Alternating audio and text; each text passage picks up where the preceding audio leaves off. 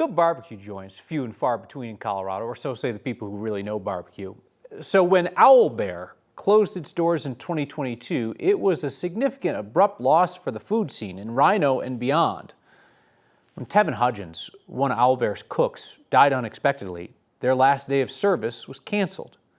His memory lives on, though, in the very space that his friends and fellow cooks reopened in his memory.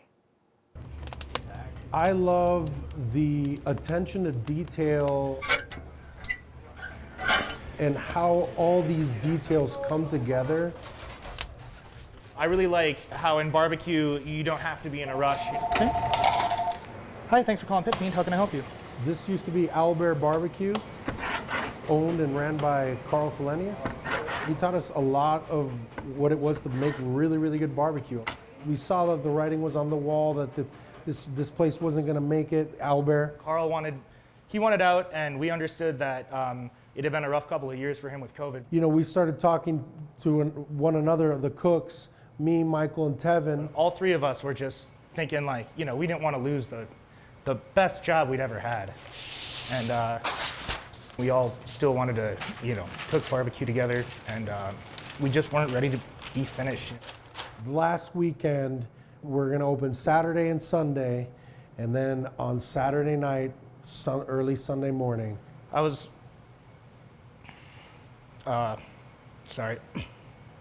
I woke up to a frantic phone call. Teven wasn't waking up, and I called Paul, who had just gotten off because he had the late shift, so he was working until 3 a.m. and this was 4 in the morning, hadn't even gone to bed yet. And I was like, man, you got to come to the hospital right now. And got everybody together. There were a few people that had to stay behind and work because it ended up being our last day. We had a line out the door around the block. As soon as everybody wrapped up here, they just dropped everything. Everybody came to the hospital, and you know, we were fortunate to all share his last moments. The whole staff here, and people from the neighborhood, and his parents and siblings, and it just kind of goes to show like how this restaurant, this community bring people together. All right. Anything to drink today? I know that Teven was very disappointed that Owlbear was closing. You know, it's just the things that happen in this industry, you know, like a restaurant has to close. And I wouldn't have pushed nearly as hard to open this restaurant if it hadn't been for Teven. He was like, what are we doing? You know, why are we gonna let this go? And I mean, when he passed, we knew we had to carry it on in his memory.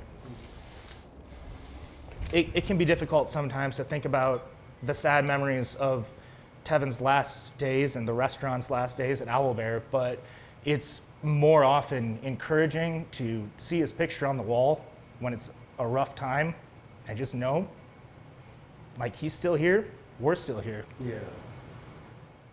Wow. Owlbear was a special place, and Pit Fiend is too. It's another one of the restaurants that you will not find on Restaurant Week menus, but you will see featured on Next. We just figured we might as well shine our spotlight on some places that we're not getting all the attention and the customers lately.